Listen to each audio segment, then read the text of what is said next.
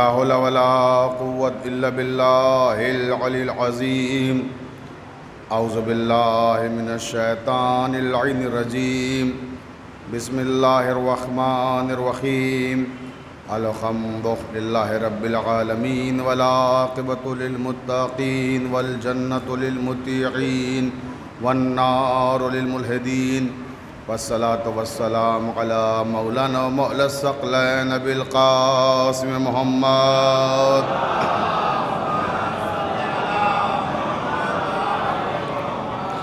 وآلہ الطیبین الطاہرین المعصومین المظلومین ولعنۃ اللہ علی اعدائہم اجمعین من لیلنا ھذا الی قیام یوم الدین.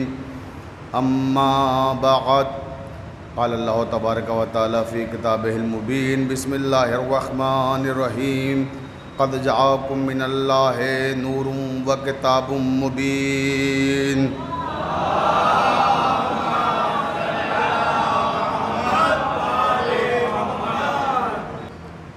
محبان اہل بیت علیہم السلام، کتاب اور وارثان کتاب کے عنوان سے چاند رات سے ہم نے جس سلسلہ کلام کا آغاز کیا تھا، ہم اپنی اس مخصوص عبادت کے تیسرے مرحلے کے آغاز کی سعادت حاصل کر رہے ہیں. پروردگار عالم ارشاد فرما رہا ہے کہ ہم نے تمہاری جانب کتاب بھیجی ہے اور اس کے ساتھ نور بھیجا ہے. کتاب اور نور یہ دونوں ایک دوسرے کے لیے لازم و ملزوم ہیں.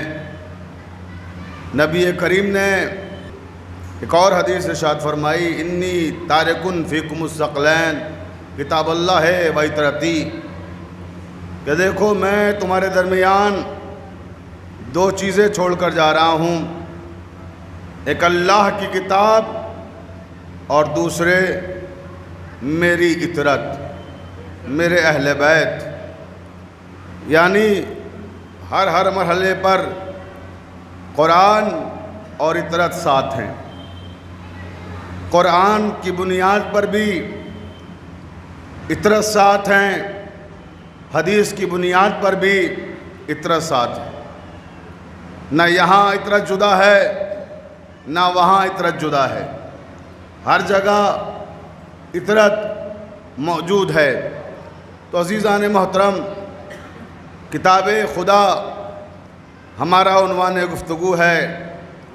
اللہ کی وہ کتاب کہ جو انسانی زندگیوں کو روشن اور منور کر رہی ہے. اللہ کی وہ کتاب کہ جس میں احکامات بھی ہیں اور قوانین بھی ہیں، اصول بھی ہیں اور فروع بھی ہیں، مسلمات بھی ہیں اور عقائد بھی ہیں. ایک ایسی کتاب کہ جو ہمارے لیے مکمل نظام حیات پیش کر رہی ہے. اس کتاب کا نام ہے قرآن. ایک طرف کتاب ہے، دوسری طرف نور ہے.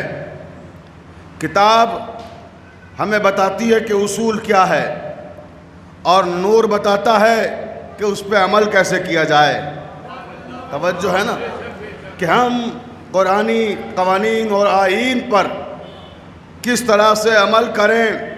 اگر یہ دیکھنا ہے تو ہمیں اہل بیت کا سہارا لینا ہوگا، ورنہ قرآن کی بہت ساری آیات ایسی ہیں کہ اگر ہم وارثان کتاب سے الگ ہو جائیں گے تو ہم انہیں سمجھ نہیں سکتے.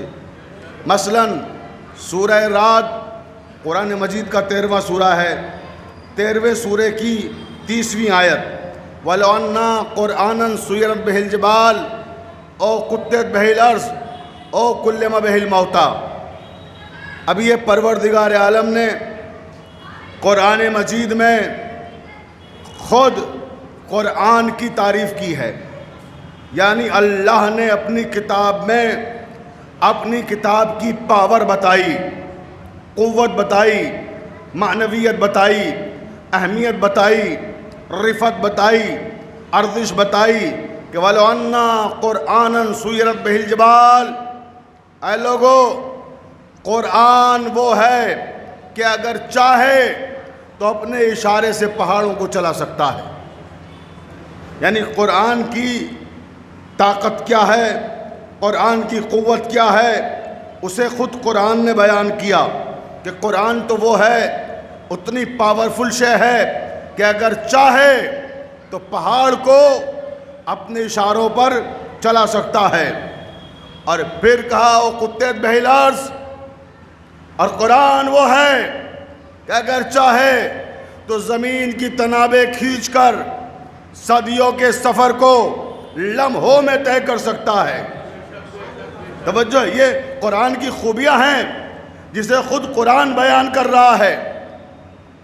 کہو کلم بہ الموتا، اور قرآن وہ ہے کہ اگر چاہے تو مردوں سے ہم کلام ہو سکتا ہے۔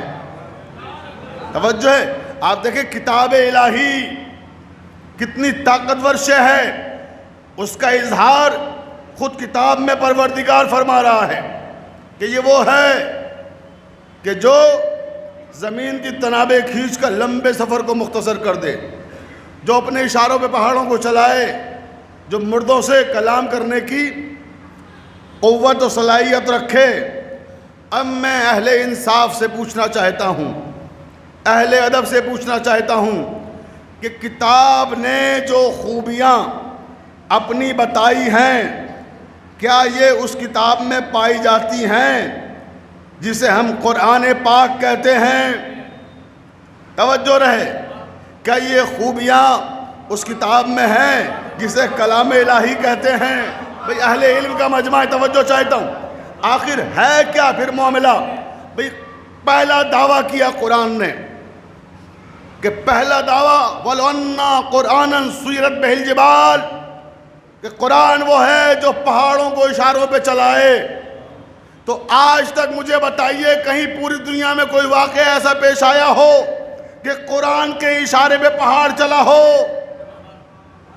بھئی دعویٰ قرآن کر رہا ہے، کتاب نے دعویٰ کیا، تو اب دلیل کہاں ہے؟ پھر دعویٰ کیا قرآن نے۔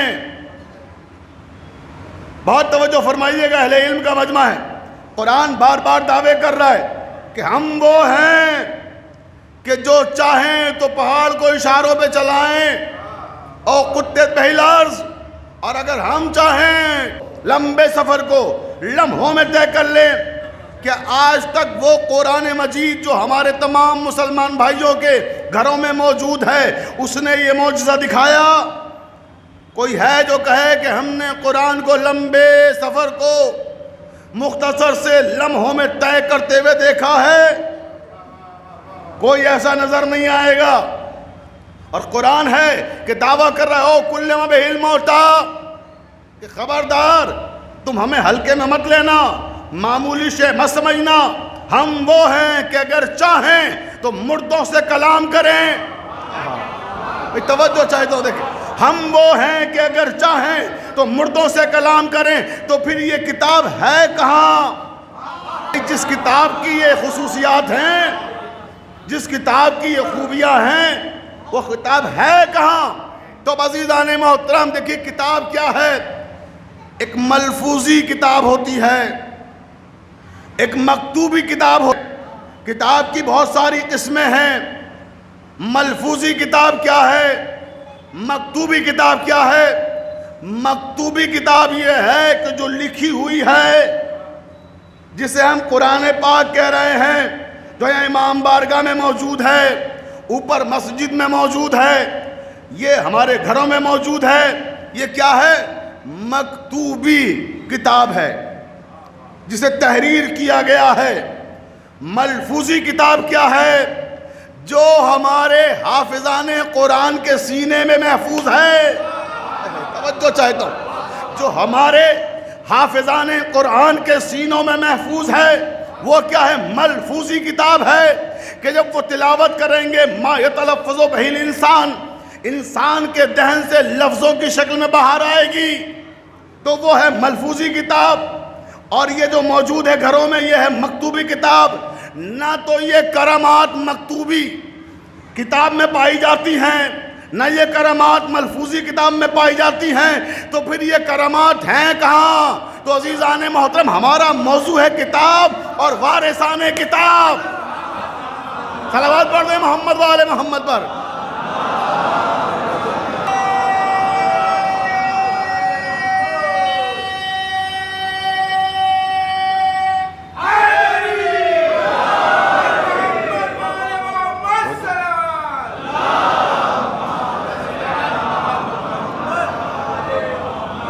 تو عزیزان محترم، دراصل یہ کتاب اپنی خوبیاں نہیں بیان کر رہی ہے، یہ وارثان کتاب کی خوبیاں بیان ہو رہی ہیں۔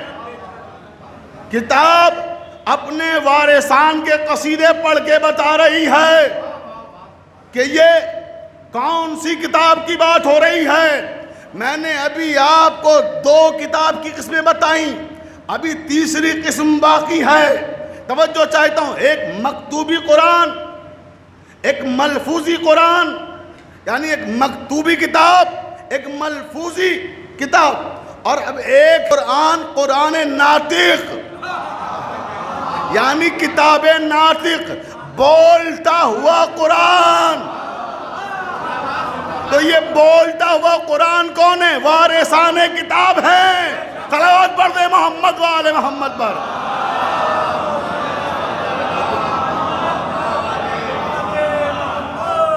تو یہ بولتا ہوا قرآن ہے، وارثان کتاب، اور اللہ کے نبی نے بھی ان کی فضیلتیں بیان کی اور قرآن نے بھی ان کی فضیلتیں بیان کی۔ اب آئیے قرآن کے ان تینوں دعووں کو سچا ہوتے ہوئے دکھاتے ہیں آپ کو۔ پہلا دعویٰ کیا کیا تھا؟ وَلَوْ أَنَّا قُرْآنًا سُيِّرَتْ بِهِ الْجِبَالُ، قرآن وہ ہے کہ اگر چاہے تو اپنے اشارے سے پہاڑوں کو چلائے۔ اگر یہ قوت اس مکتوبی اور ملفوظی قرآن میں پائی جاتی تو یقین جانیے آج پتھر کا سب سے بڑا کاروباری پوری دنیا میں مسلمان ہوتا۔ توجہ ہے نا کہ پہاڑ کے پاس پہنچتے، قرآن رکھتے اور پہاڑ ٹکڑے ٹکڑے ہو جاتا، اشاروں سے پہاڑ اپنی جگہ چھوڑ دیتا، اور جب جگہ چھوڑتا تو ظاہر سی بات ہے ٹکڑے ہو جاتا وہ۔ بہت توجہ فرمائیے گا، لیکن ایسا نہیں ہے۔ تو پھر ہے کہاں؟ تو فَقُلْ تَعَالُوا نَدْعُوا أَبْنَاءَنَا وَأَبْنَاءَكُمْ وَنِسَاءَنَا وَنِسَاءَكُمْ وَأَنفُسَنَا وَأَنفُسَكُمْ ثُمَّ نَبْتَهِلْ فَنَجْعَلْ لَعْنَتَ اللَّهِ عَلَى الْكَاذِبِينَ۔ توجہ چاہتا ہوں، دیکھیں آئیے بھی میرے ساتھ میدان مباہلہ میں، کہ جب قرآن نے کہا ہے میرے حبیب ان سے کہہ دو کہ یہ اپنی عورتوں کو لائیں، تم اپنی عورتوں کو لاؤ، یہ اپنے بچوں کو لائیں، تم اپنے بچوں کو لاؤ، یہ اپنے نفسوں کو لائیں، تم اپنے نفسوں کو لاؤ، اور مباہلہ ہو جائے اور جھوٹوں پر خدا کی لعنت بھیجی جائے، جھوٹوں پر خدا کی لعنت بھیجی جائے۔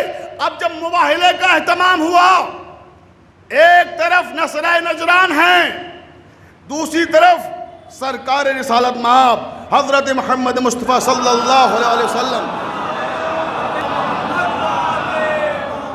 نبی کریم تشریف لانے والے ہیں، جو نصرہ نجران کا سردار ہے عاقب۔ اس نے کہا دیکھو اگر رسالت مآب اپنے اصحاب کے ساتھ آئیں تو مباہلہ ہوگا۔ بھئی توجہ چاہتا ہوں، جاگ کے سنیے گا، اپنے تمام برادران اسلامی کی خصوصی توجہ، کہ اگر آج اصحاب کے ساتھ آئیں گے تو ہم مباہلہ کریں گے، اور خبردار اگر آل کے ساتھ آئیں گے تو مباہلہ نہیں کریں گے۔ اگر ان کی موجودگی میں مباہلہ کر لیا تو نصرہ نجران کا ایک فرد بھی روئے زمین پر باقی نہیں رہے گا۔ اب کیا دیکھتے ہیں کہ سامنے سے نبی کریم تشریف لا رہے ہیں، آگوش میں امام حسین ہیں، حسین انگلی پکڑ کے چل رہے ہیں، اتنے چھوٹے بچے ہیں ابھی، اور پشت پر ایک حجاب میں خاتون ہے، اور اس حجاب والی خاتون کے پیچھے امیر المومنین علی ابن ابی طالب ہیں،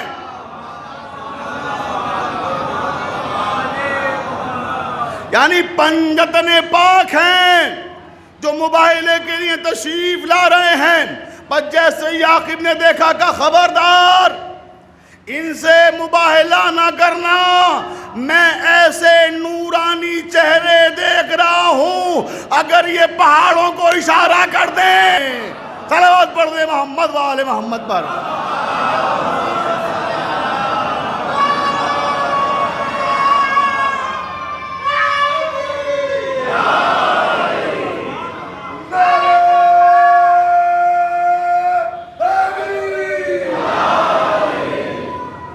وَلَوْ أَنَّا قُرْآنًا سُيِّرَتْ بِهِ الْجِبَالِ، کہ یہ وہ نورانی چہرے ہیں کہ اگر اشارہ کر دیں تو پہاڑ اپنی جگہ چھوڑ دیں۔ مجھے اپنے مسلمان بھائیوں سے اس مرحلے پر شکایت ہے تو صرف ایک، کہ کم سے کم نصرائے نجران کے برابر تو اہل بیت کو پہچان لو۔ میں توجہ چاہتا ہوں، وہ جانتے ہیں کہ اگر یہ آ جائیں تو پھر مقابلہ نہیں کیا جاتا، مباہلہ ہوتا ہے۔ توجہ فرمائیے گا، بڑا قیمتی جملہ صرف کر رہا ہوں کہ اگر اہل بیت آ جائیں تو پھر مقابلہ نہیں، مباہلہ ہوتا ہے، اور اگر کوئی مقابلہ کرنے کی غلطی کر دے تو پھر قیامت تک لعنت کا حقدار ہوتا ہے۔ جو بھی پھر مقابلے پہ آ جائے، ابھی ہماری ذمہ داری نہیں ہے کہ کون کون آیا، جو آیا وہ لعنت کا حقدار ہے۔ کیوں؟ کیونکہ آیت کا آخری ٹکڑا کیا ہے کہ جھوٹوں پر اللہ کی لعنت ہوگی۔ اور مباہلے میں ہوا کیا؟ مباہلے میں نصرائے نجران نے تو وڈرا کر لیا، انہی نے مباہلہ کیا نہیں۔ اب جو اللہ کی لعنت آئی تھی بھئی وہ لعنت گئی کہاں؟ توجہ چاہتا ہوں، جاگ کے سنیے گا، وہ لعنت گئی کہاں؟ اب لوگ کہتے ہیں کہ جناب فاطمہ زہرا حاکم وقت سے اپنے حق کا مطالبہ کرنے گئی تھی۔ جی نہیں، صرف حق کا مطالبہ کرنے نہیں گئی تھی، جھوٹوں تک لعنت بھی پہنچانے گئی تھی۔ صلوات پڑھ دیں محمد و آل محمد پر۔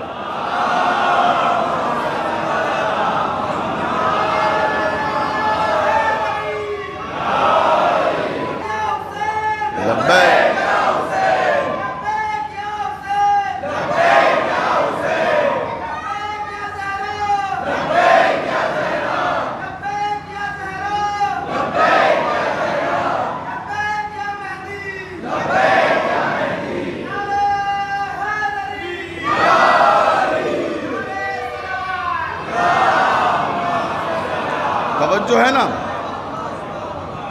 تو میں اپنے تمام مسلمان بھائیوں کی خصوصی توجہ چاہتا ہوں۔ دیکھیں اسلام کی تاریخ کیا ہے۔ جب اہل بیت آئیں گے تو مقابلہ نہیں، مباہلہ ہوگا، اور جو مقابلہ کرے گا وہ لعنت کا حقدار قرار پائے گا، خواہ کوئی بھی ہو۔ اب اس کے بعد قرآن نے پھر کیا دعوت؟ قطعت بہ الارض کا قرآن وہ ہے جو زمین کی تنابیں کھینچ کر لمبے سفر کو مختصر کر دے۔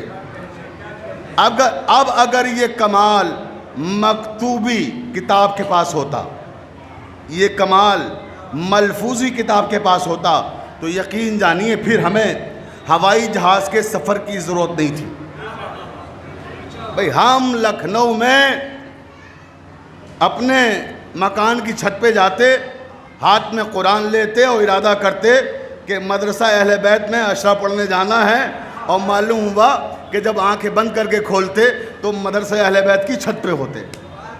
توجہ چاہتا ہوں، اسی طرح آپ نے نیت کی کہ مظفر نگر جانا ہے، مکان کی چھت پہ گئے اور آنکھیں بند کی اور کھولی تو اپنے مکان کی چھت پر پاتے۔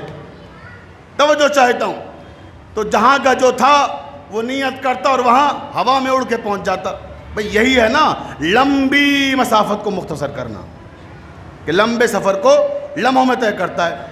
تو پھر عزیزان محترم، جب یہ مکتوبی اور ملفوظی کتاب اس دعوے کو پورا نہیں کر رہی تو پھر آخر ہے کون وہ کہ جو ان دعووں کو پورا کرتا ہوا نظر آتا ہے؟ تو وہ ہے قرآن ناطق، وہ ہیں وارثان کتاب۔ اب آئیے میں آپ کو یہ منظر بھی دکھاتا ہوں کہ جب لمبے سفر کو لمحوں میں طے کیا گیا، اس کے لیے تھوڑا سا تاریخ کی وادیوں کا سفر کرنا ہوگا۔ اور آئیے میرے ساتھ خیبر کے میدان میں، میں توجہ چاہتا ہوں، بہت توجہ۔ خیبر کے میدان میں کیا ہو رہا ہے؟ ایک طرف لشکر اسلام ہے، ایک طرف لشکر یہود ہے، یہودیوں سے جنگ جاری ہے۔ 39 دن ہو گئے، خیبر فتح نہیں ہوا۔ بڑے بڑے صحابہ، معزز لوگ میدان جنگ میں موجود ہیں اور ساری حکمتیں فیل ہو رہی ہیں، کوئی خیبر کو فتح نہیں کر پا رہا ہے۔ رسول خدا صلی اللہ علیہ وآلہ وسلم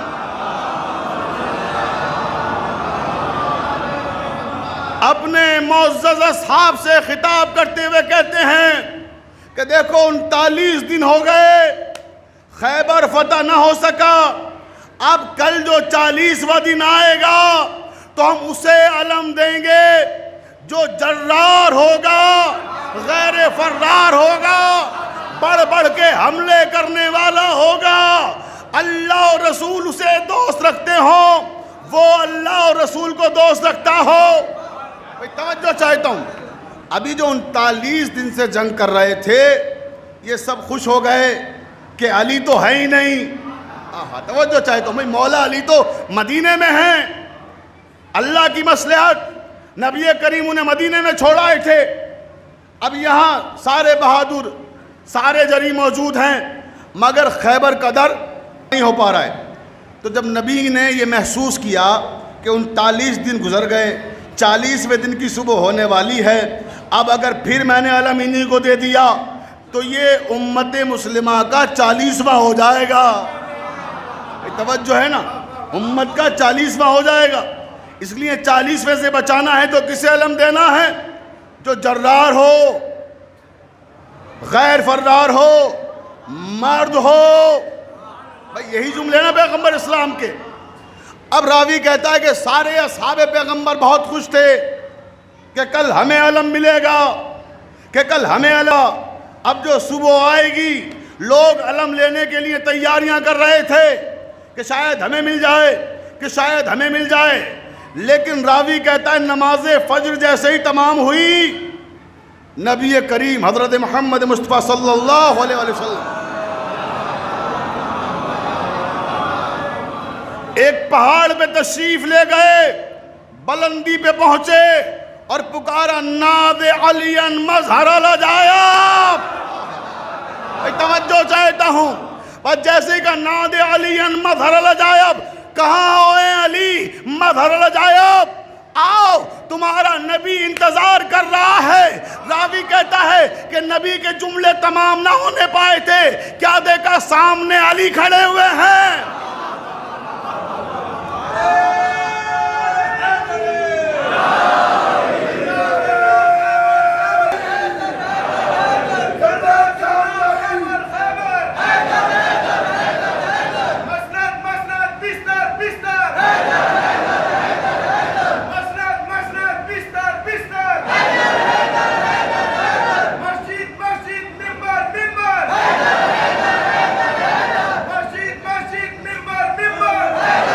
مل کے بولیں۔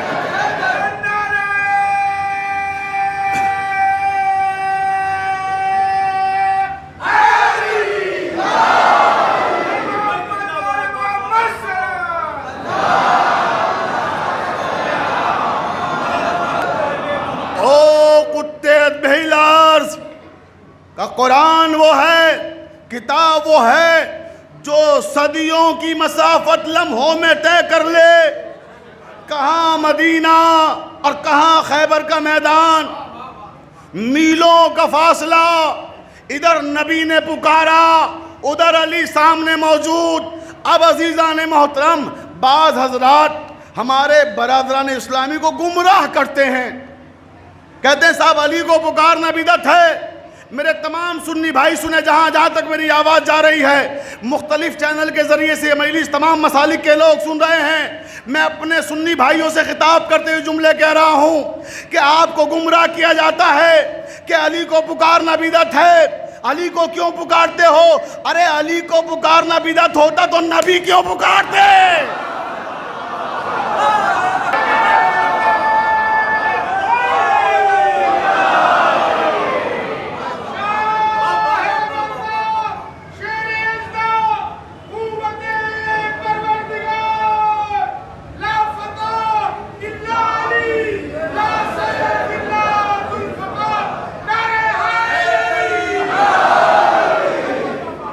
تو عزیزان محترم، علی کو پکارنا بھی ہے، ہمارے بھائیوں کو گمراہ نہ کریں۔ ارے علی کو پکارنا تو سنت نبوی ہے، جب مصیبتوں کے وقت نبی علی کو پکاریں تو ہم کیوں نہ پکاریں؟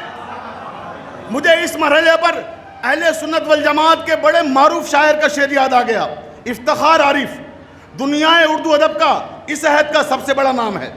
افتخار عارف نے عجیب بات کہی، پوری توجہ چاہتا ہوں، ایک ایک شخص کی توجہ چاہتا ہوں، افتخار عارف کا شعر ضائع نہیں ہونا چاہیے۔ ہم نے کہا تو مورد الزام ہو گئے، بھئی توجہ چاہتا ہوں، ہم نے کہا تو مورد الزام ہو گئے، خیبر میں خود نبی نے کہا یا علی مدد۔ بلند ترین صلوات ارشاد فرمائیں۔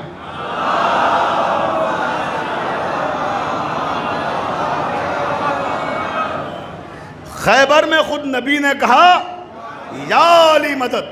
تو یہ ہے، دیکھیے آپ مسافت طے کی، اور کیونکہ میرا سبجیکٹ خیبر نہیں ہے اس وقت، میں تو کتاب اور وارثان کتاب پر گفتگو کر رہا ہوں۔ توجہ چاہتا ہوں، دیکھیں کتاب کیا ہے۔ او کل ما بعلم ہوتا، پھر دعویٰ کیا کتاب نے کہ کتاب تو وہ ہے جو مردوں سے کلام کرنے کی طاقت رکھتی ہے، مگر ہم سب نے کیا کیا ہے کتاب کے ساتھ؟ توجہ چاہتا ہوں، سارے مسلمانوں کی بات کر رہا ہوں، کسی ایک مسلک کی بات نہیں کرتا ہوں، میں وہ بات کرتا ہوں جس کا اطلاق مسلمانوں کے 73 فرقوں پہ ہو۔ پوری توجہ، ہم سارے مسلمانوں نے کتاب خدا کے ساتھ ظلم کیا ہے، زیادتی کی ہے، اور وہ زیادتی کیا ہے؟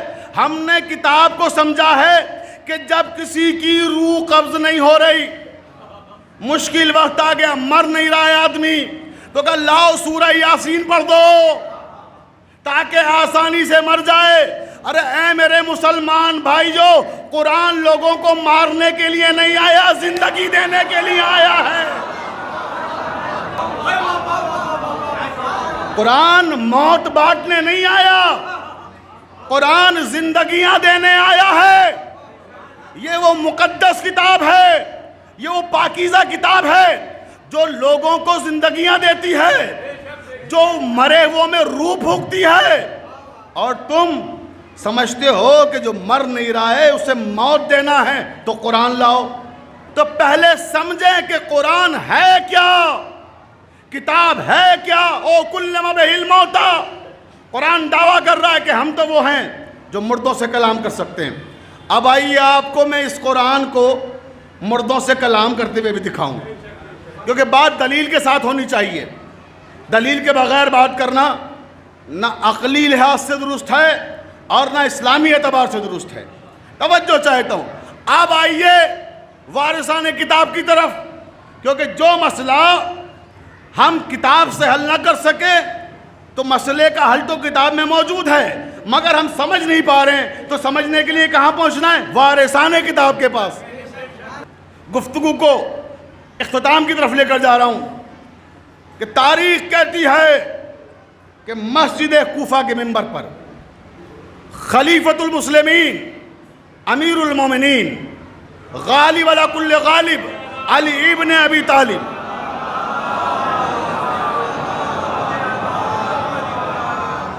حضرت علی علیہ السلام کوفے میں بیٹھے ہوئے لوگوں سے خطاب کرتے ہوئے کہہ رہے ہیں سلونی سلونی قبل ان تفقدونی، تمہیں جو پوچھنا ہے مجھ سے پوچھ لو، اور میں زمین سے زیادہ آسمان کے راستوں کا علم رکھتا ہوں۔ توجہ چاہتا ہوں، ادھر علی ابن ابی طالب نے یہ خطاب فرمایا اور ادھر کچھ منافقین نے ایک سازش تیار کی، اور وہ سازش کیا کہ علی نے یہ دعویٰ کیا ہے کہ میں وہ جانتا ہوں جو آسمانوں پر ہے اور زمین سے زیادہ آسمانوں کا علم رکھتا ہوں، تو کیوں نہ ان کا امتحان لے لیا جائے۔ توجہ، اب منافقین جمع ہوئے، اور مقصد کیا ہے یاد رکھیے گا، مسلمانوں کے خلیفہ اور شیعوں کے امام کی تذلیل ہے مقصد، کہ تاکہ ان کے دعوے کو جھوٹا ثابت کر سکے۔ تو یہ ایک آپس میں مشاورت کے ذریعے طے ہوا کہ ایک عورت ہے کوفے میں، اس کے ایک بیٹا ہے، چلو اس سے چل کے بات کرتے ہیں۔ سارے کے سارے منافق آئے، اس عورت سے کہا دیکھو ہم تمہیں معقول اجرت دیں گے، تمہیں ایک ڈرامہ کرنا ہے۔ توجہ، ایک ڈرامہ کرنا ہے۔ اس نے کہا کیا ڈرامہ کرنا ہے؟ کہا ڈرامہ یہ ہے کہ تمہارا ایک بیٹا ہے، آج جب صبح آئے گی تو تم رونا، چلانا، چیخنا اور کہنا ہائے میرا جوان بیٹا مر گیا۔ کہا پھر؟ کہا یہ لو درہم، یہ لو دینار، یہ تمہارے اس ڈرامے کی اجرت، پہلے رکھو۔ کہا اچھا پھر کیا ہوگا؟ کہا جیسے ہی تم چیخو گی چلاؤ گی، ہم محلے والوں کو اندر نہیں آنے دیں گے، ہم خود آ جائیں گے، کہ ہم غسل دیں گے، ہم جنازہ تیار کریں گے اور ہم سب کر دیں گے، اور اس کے بعد تم جانا امیر المومنین علی ابن ابی طالب علیہ السلام کے پاس۔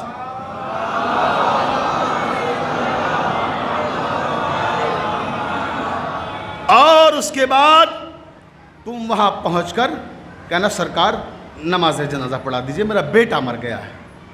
صبح ہوئی، منصوبے کے مطابق عورت نے رونا شروع کیا، لوگ جمع ہو گئے، جوان بیٹا مر گیا۔ ظاہر سی بات ہے جوان جب کوئی موت ہوتی ہے تو زیادہ افسوس ہوتا ہے لوگوں کو، بھئی موت تو ہر موت قابل افسوس ہے، لیکن کوئی جوان مر جائے تو زیادہ افسوس ہوتا ہے۔ تو افسردگی کا ماحول پیدا ہو گیا، ہر طرف کہ جوان بیٹا مر گیا، جوان بیٹا مر گیا۔ اب جنازہ تیار ہو گیا۔ یہ خیال رکھیے گا او کلم بہ الموتیٰ، قرآن وہ ہے جو مردوں سے کلام کرتا ہے۔ یہ عورت امیر المومنین کے بیت الشرف پہ آئی، دستک دی، امام علی باہر آئے، کہا کیا ہوا؟ کہا امیر المومنین میرا بیٹا مر گیا، اور میری خواہش یہ ہے کہ نماز جنازہ آپ پڑھائیں۔ توجہ رہے، میری خواہش یہ ہے کہ نماز جنازہ آپ پڑھائیں۔ تو کہا ٹھیک ہے ہم پڑھا دیں گے، تمہارا بیٹا مر گیا۔ توجہ توجہ توجہ چاہتا ہوں، بہت توجہ، جاگ کے سنیے گا۔ او کلم بہ الموتیٰ، مردوں سے کلام کرے وہ قرآن، وہ ہے کتاب۔ کہنے لگی جی مر گیا۔ کہا ٹھیک ہے جنازہ لے کر قبرستان پہنچو، ہم وہیں آ رہے ہیں۔ اب یہ قبرستان میں مجمع آج کچھ زیادہ ہی جمع تھا، عام جنازوں سے زیادہ، کیونکہ وہ منصوبے کے تحت وہاں پر ایک پلان، ایک منصوبہ تھا جسے کامیاب کرنا تھا۔ جب مولا پہنچے کیا دیکھا؟ بڑی رنجیدگی اور سنجیدگی کا ماحول ہے۔ یعنی اتنا تو تب لوگ سنجیدہ نہیں ہوتے کہ جب واقعتاً کوئی مر جاتا ہے، اور یہ فرضی موت پر اتنا سنجیدہ کہ بس پوچھئے نا۔ تو امیر المومنین نے جب سنجیدہ رنجیدہ دیکھا تو کہا اس کا ولی کہاں ہے؟ جس کی میت ہے ولی؟ اب وہی بوڑھی عورت ہے سرکار جو آپ کو بلانے گئی تھی، وہ روتی ہوئی سامنے آئی، کہنے لگی یا علی بس اب نماز جنازہ پڑھا دیجیے، میرا بیٹا، میرا اثاثہ سب کچھ رخصت ہو گیا، میں تو اجھڑ گئی، میں تو برباد ہو گئی، اب میرا کچھ نہیں بچا اس دنیا میں۔ مولا نے کہا اچھا مر گیا؟ اے ہے بھائی توجہ چاہتا ہوں، کہ مر گیا؟ کہاں مولا مر گیا؟ پھر پوچھا مر گیا؟ کہاں مولا مر گیا؟ اب امام علی نے نماز کی تکبیر بلند کی، نماز جنازہ کی، اللہ اکبر۔ ادھر امام علی نے نماز جنازہ کی تکبیر بلند کی، اور ادھر منافقین نے، ادھر کفار و مشرکین نے جو اسلامی شکل میں موجود تھے، توجہ چاہتا ہوں، جاگ کے سنیے گا، تضحیک آمیز انداز میں مسکراہٹیں فضاؤں میں بکھیر دی، سب ہنس رہے ہیں۔ علی نماز پڑھ لیں اطمینان سے، کوئی نماز کے عالم میں نہیں سوائے علی کے۔ امام علی نے اطمینان کے ساتھ پانچوں تکبیریں مکمل کی اور پھر مڑ کر پیچھے دیکھا تو کیا دیکھا کہ سارا مجمع ہنس رہا ہے، قہقہے لگا رہا ہے، اور ان قہقہوں میں وہ بڑھیا بھی شامل ہے۔ بھئی توجہ چاہتا ہوں، جو کہہ رہی تھی کہ میرا بیٹا مر گیا، تو امام علی نے فرمایا کہ تم لوگ ہنس کیوں رہے ہو؟ کہ یا علی آپ تو بڑی بڑی باتیں کرتے ہیں۔ توجہ چاہتا ہوں کہ آپ تو کل مسجد کوفہ میں دعویٰ کر رہے تھے کہ میں زمین سے زیادہ آسمان کے راستے جانتا ہوں۔ ارے آپ کیا خاک آسمان کے راستے جانتے ہیں؟ آپ کو چادر کے نیچے کا علم نہیں ہے کہ چادر کے نیچے زندہ ہے یا مردہ ہے۔ امام نے فرمایا کیا مطلب؟ کہ سرکار چادر کے نیچے زندہ ہے، کہ ذرا چادر اٹھا کے دیکھو، کہ چادر اٹھا کے دیکھو۔ اب جو چادر اٹھا کے دیکھا تو وہ مر چکا تھا۔ صلوات پڑھ دے محمد و آل محمد پر۔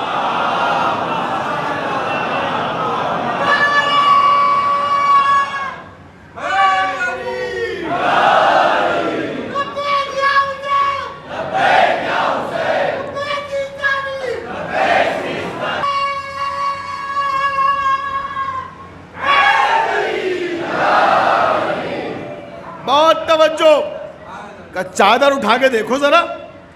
اب جو چادر اٹھا کے دیکھا تو مردہ، اب جو مردہ دیکھا تو وہی رنجیدہ اور سنجیدہ ہو گئے جیسے پہلے تھے کہ یہ کیا ہوا۔ اب وہ عورت ابھی تک تو ڈرامہ کر رہی تھی، اب سچ مچ میں چیخیں مار کر رونے لگی۔ اب وہ بوڑھی عورت دوڑتی ہوئی مولا کے قدموں سے آگے لپٹ گئی کہ یا علی زندہ لے کر آئی تھی، زندہ لے کر جاؤں گی۔ میں توجہ چاہتا ہوں، یا علی زندہ لے کر آئی تھی، زندہ لے کر جاؤں گی۔ میں جانتی ہوں کہ جو موت دے سکتا ہے وہ زندگی بھی دے سکتا ہے۔ یا علی مجھ سے خطا ہو گئی، مجھے معاف کر دیجئے، میں ان لوگوں کے بہکاوے میں آ گئی، مگر مولا آخری غلطی ہے، آئندہ ایسی غلطی نہیں کروں گی، خدا کے لیے میرے بچے کو زندہ کر دیجئے۔ جب آپ موت دے سکتے ہیں تو آپ حیات بھی دے سکتے ہیں۔ اور جب اس نے مولا سے فریاد کی تو مولا نے کہا اٹھی، بچے کے پاس، اپنے بیٹے کے پاس جنازے کے پاس لے کے آئے۔ عیسیٰ کو پروردگار نے یہ معجزہ دیا تھا کہ مردوں میں ٹھوکر مارتے تھے تو زندہ ہو جاتے تھے، لیکن کہتے کیا تھے؟ قم باذن اللہ۔ ٹھوکر عیسیٰ مارتے تھے اور کہتے تھے اللہ کے حکم سے اٹھ جا۔ بھئی فرق سمجھے زمانہ کیا ہے؟ اور جب علی نے ٹھوکر ماری تو کہا قم باذنی، میرے حکم سے اٹھ جا۔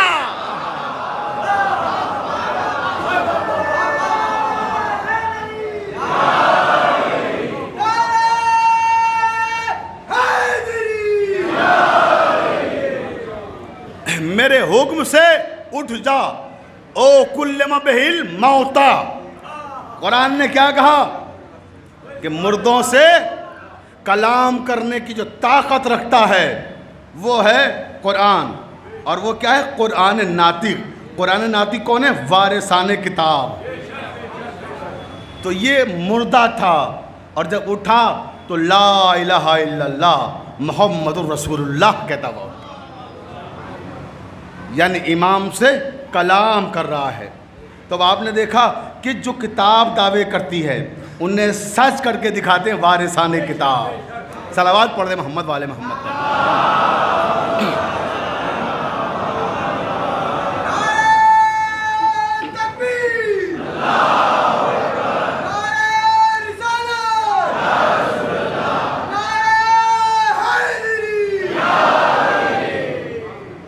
تو عزیزان محترم، جو حقیقت میں کتاب کے وارث ہیں، اس منزل پہ پہنچ کر ایک جملہ اور عرض کرنا چاہتا ہوں اپنے تمام برادران اسلامی کی خدمت میں، جہاں جہاں بھی میرے بھائی تمام مسالک کے لوگ مختلف چینل کے ذریعے سے میری گفتگو سن رہے سنیں کہ آسمانی کتابیں قرآن کے علاوہ اور بھی ہیں، توریت بھی ہے، زبور بھی ہے، انجیل بھی ہے، اور قرآن ہے۔ توریت، زبور اور انجیل آج اپنی شکل میں موجود نہیں ہے۔ وجہ کیا ہے؟ نبی چلے گئے، کتابیں منسوخ ہو گئیں. کتابیں موجود ہیں، توریت بھی آج موجود ہے، زبور بھی موجود ہے، انجیل بھی موجود ہے، ساری کتابیں موجود ہیں، مگر اپنی اصلی شکل میں نہیں. تبدیلیاں آ گئی ہیں، بدل دیا گیا ہے، آیتیں نکال دی گئیں، آیتیں گھٹائی گئیں، آیتیں بڑھائی گئیں، اپنے اعتبار سے مفہوم داخل کیے گئے، نکالے گئے. بھئی ہر زمانے میں ایسے لوگ رہے ہیں کہ آیتیں نکالی جائیں. بھئی توجہ چاہ رہا ہوں زانے محترم، بھئی آج بھی تو ایک ملعون یہ دعویٰ کر رہا ہے کہ قرآن سے ان آیتوں کو نکالا جائے. تو یہ کوئی نئی بات نہیں ہے، لیکن یاد رکھیں کہ کسی ملعون کے کہنے سے قرآن میں تبدیلی نہیں آ سکتی. کیوں؟ کیونکہ آج وارث قرآن موجود ہے.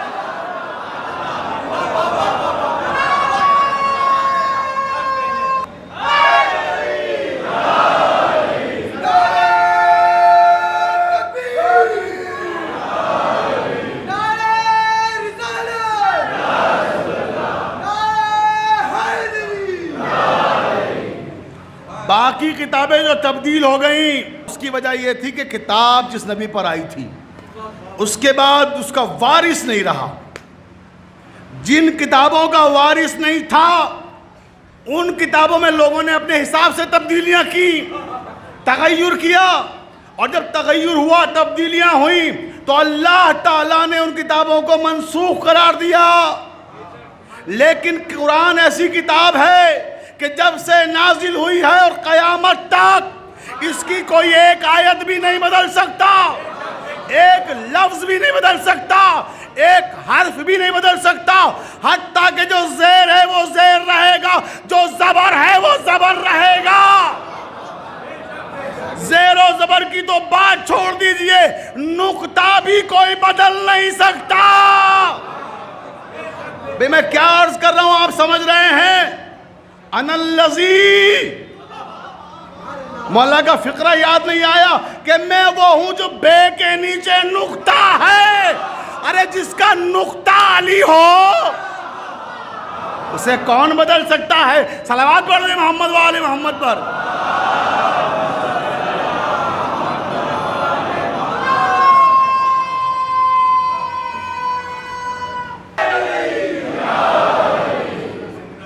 بس عزیزوں، آج کی حد تک اب وقت نے میرا ساتھ چھوڑ دیا.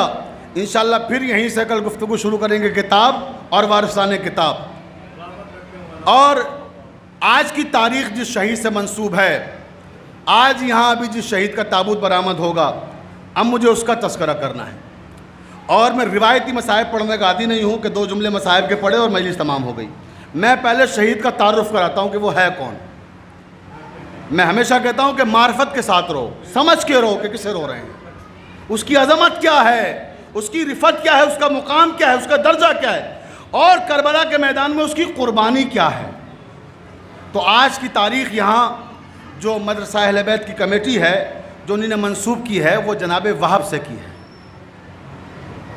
جناب وہب کلبی، آج ان کا ذکر ہونا ہے. اور اتفاق کی بات دیکھیے، ابھی میں نے ان کے بزرگوں کا ذکر کیا ہے.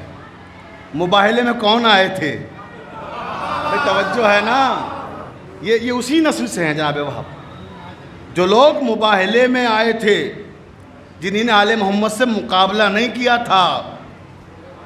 اور یہ میں یہاں ایک جملہ اور عرض کرنا چاہتا ہوں کہ شرافتیں جو ہوتی ہیں وہ لہو میں گردش کرتی ہیں.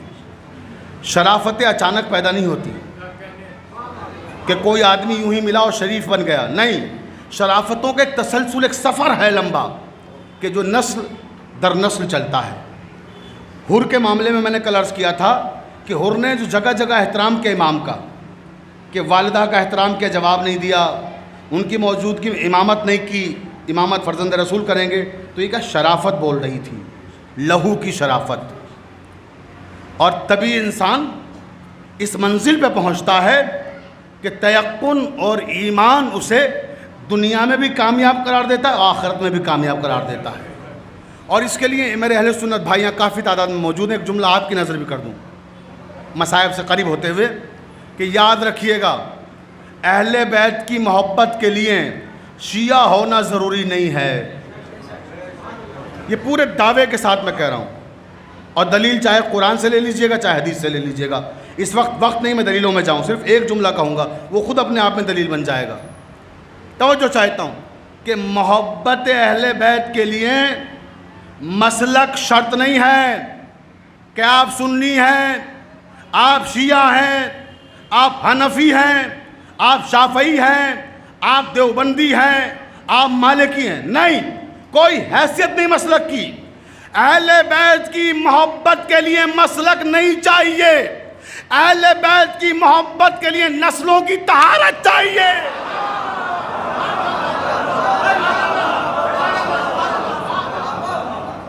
آپ کا حسب پاک ہے, نسب پاک ہے, اہل بیت کی محبت ضرور دل میں رہے گی. اور حسب اور نسب پاک نہیں ہے تو شیعہ رہو گے تب بھی قرآن کی آیتیں نکلوانے کا مطالبہ کرو گے.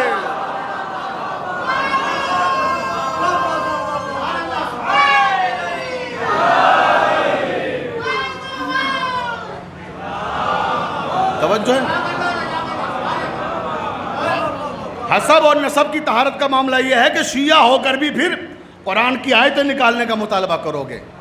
اور اگر حسب اور نسب پاک ہے تو انشاءاللہ بھی کسی دن آگے چل کے گفتگو ہوگی جب ہم موضوع کے اس مرحلے پر پہنچیں گے کہ حسب اور نسب کی طہارت کا معاملہ جب آئے گا تو امام شافعی رحمۃ اللہ علیہ جیسا انسان, جید عالم, کیونکہ میرے یہاں پہلی شرط موضوع سے ہم آہنگی ضروری ہے.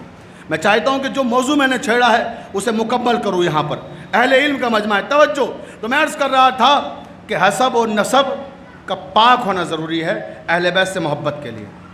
اب یہ کون ہے؟ نصرانی ہے, یہ مسلمان نہیں ہے, نصرانی ہے اور مدد کے لیے آ رہا ہے امام کی. تاریخ کیا کہتی ہے؟ پوری توجہ چاہتا ہوں. مکہ معظمہ سے امام حسین کربلا کے لیے نکلے ہیں. اب سنیں تعارف کیا ہے وہب کا. مکہ معظمہ سے یعنی مدینے سے مکہ آیا, مکے سے پھر کربلا کی طرف رخ کیا. 15ویں منزل ہے قصر بنی مقاتل. قصر بنی مقاتل پر امام حسین کے خیمے لگے ہوئے ہیں اپنے اصحاب کے ساتھ, اور سامنے سے ایک بارات گزر رہی ہے. ایک دولہا ہے, دلہن ہے, باراتی ہیں, راہ سے گزر رہے ہیں.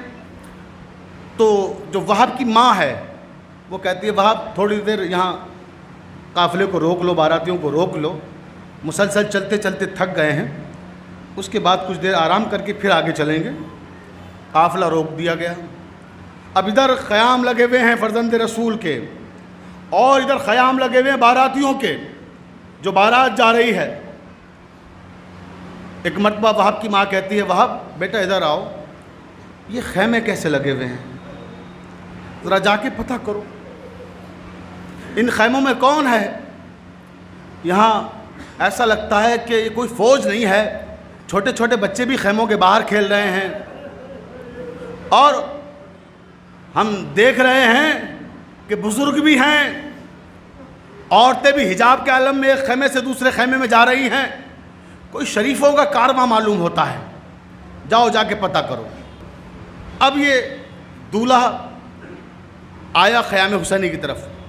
آقا حسین نے جیسے ہی دیکھا کہ وہاں آ رہے ہیں, کہ عباس جاؤ اسے واپس کر دو, اسے سمجھا کہ واپس کر دو, اس کو بتاؤ مت کہ ہم کون لوگ ہیں, اسے واپس کر دو. ابھی شادی ہوئی ہے, ابھی اس نے اپنی زندگی دلہن کے ساتھ گزارنا ہے, اور اسے سمجھا کہ واپس کر دینا.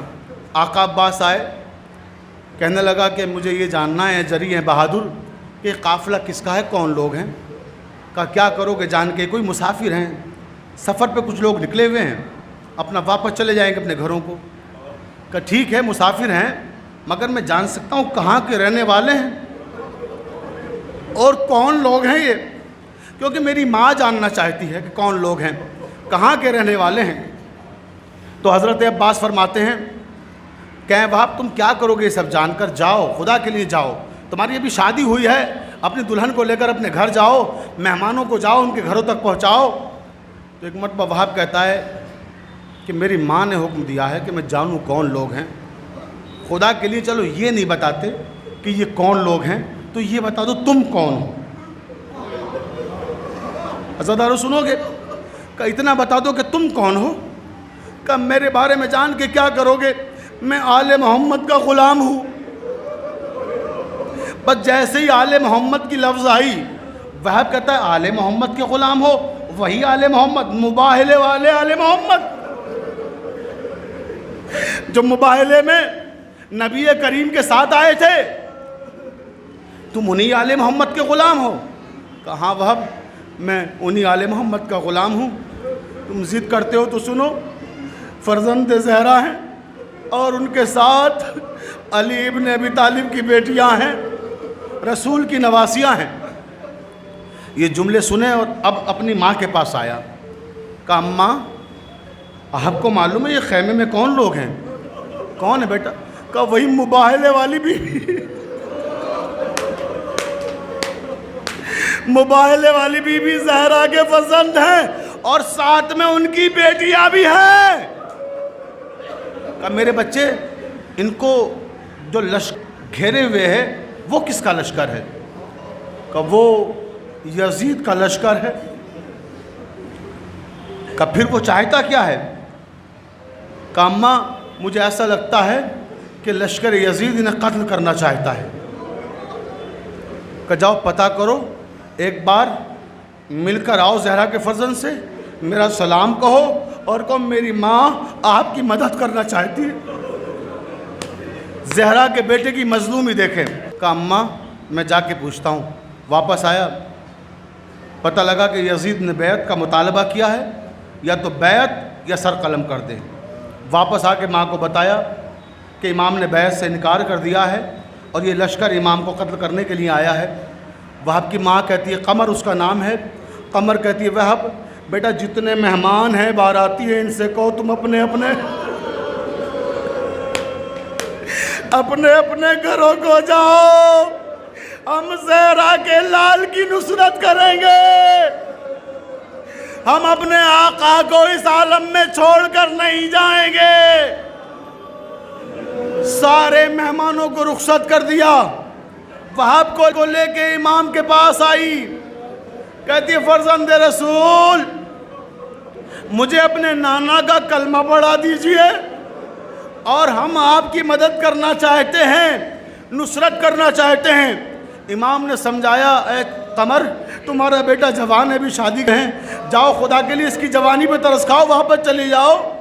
عجیب فقرہ کا آقا کیا میرے بیٹے کی جوانی علی اکبر کی میرے بیٹے کی جوانی کیا علی اکبر کی جوانی سے قیمتی ہے؟ مولا میں اپنے بیٹے کو آپ پہ قربان کر دوں گی۔ مولا یہ نہیں ہو سکتا کہ میں آپ کو اس عالم میں چھوڑ کے چلی جاؤں۔ عزاداروں لیجئے، وہاب اور وہاب کی ماں اور دلہن نے اسلام قبول کر لیا، لشکر اسلام کا حصہ بن گئے۔ اب راوی کہتا ہے وہ وقت آیا کہ جب میدان کارزار میں اصحاب شہادت کے جام نوش کرنے لگے۔ وہاب کی ماں آئی، وہاب تم ابھی تک زندہ ہو، وہاب تم گئے نہیں ہو، وہ آخری جملے سے دارو کہ وہاب تم گئے نہیں ہو۔ اماں آقا اجازت نہیں دیتے، جب جاتا ہوں کہتے ہیں وہاب ابھی تو تمہاری شادی کو چند دن ہوئے ہیں، وہاب مجھے تمہاری جوانی پر رحم آتا ہے۔ ہاتھ جوڑ کے امام کے سامنے کھڑی ہو گئی، کہتی آقا میں نے مانا کہ میں آپ کے اصحاب میں نہیں ہوں، میں نے مانا کہ میں آپ کے آل میں نہیں ہوں، مولا ہم گنہگار ہیں، مگر مولا میں اپنے بیٹے کا لہو آپ کے لہو میں ملا کے رہوں گی، مولا خدا کے لیے میرے بیٹے کو اجازت دیجئے۔ وہاب کو اجازت ملی، میدان جنگ میں گیا، 31 لوگوں کو واصل جہنم کیا، اور ایک منزل یہ آئی کہ جب وہاب کے بازو منقطع ہو گئے۔ کربلا میں 2 شہید ہیں جن کے بازو کاٹے گئے، ایک حضرت عباس کے بازو کٹے ہیں، دوسرے وہاب کے بازو کٹے ہیں۔ جب دونوں بازو کٹ گئے، چہرے کے بل گھوڑے سے زمین پر آئے، السلام علیکہ یا ابا عبداللہ، دشمنوں نے وہب کا سر قلم کیا اور ماں کی طرف پھینک دیا۔ خدا کسی ماں کو یہ منظر نہ دکھائے۔ ماں نے وہب کے سر کو اپنی آغوش میں لیا اور امام حسین جہاں بیٹھے تھے آئی، طواف کرنا شروع کر دیا۔ طواف کرنے کے بعد وہ سر اٹھایا، کہا خبردار، ہم جو راہ خدا میں صدقہ کر دیتے ہیں واپس نہیں لیتے۔ یہ میں نے اپنے امام پہ صدقہ کر دیا۔ بازدارو آخری جملے، وہاب کی بیوی وہاب کی لاش پر آئی، کسی ملعون نے گرز مارا، بیوی کا خون شوہر کے خون میں مل گیا، دلہن بھی شہید ہو گئی، دولہا بھی شہید ہو گیا۔ امام حسین آئے، اے وہاب تجھ پہ میرا سلام، اے وہاب کی دلہن